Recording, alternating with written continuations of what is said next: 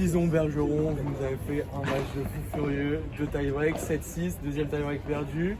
On gagne 6-4 dans le dernier set. C'était vraiment un match qui s'est joué au mental.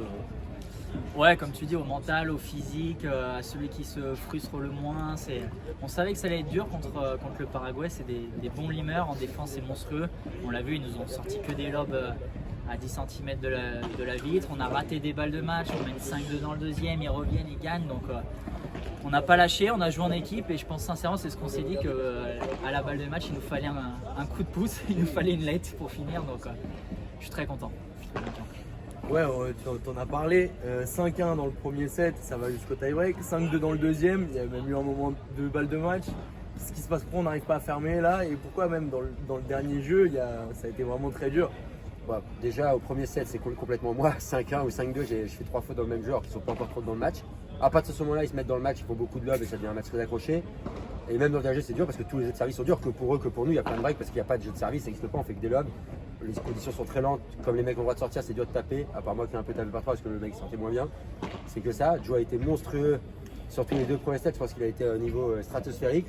Je pense que j'ai un peu mieux joué au troisième, moi j'ai réussi à retrouver un niveau correct on va dire, pas du grand tison mais correct.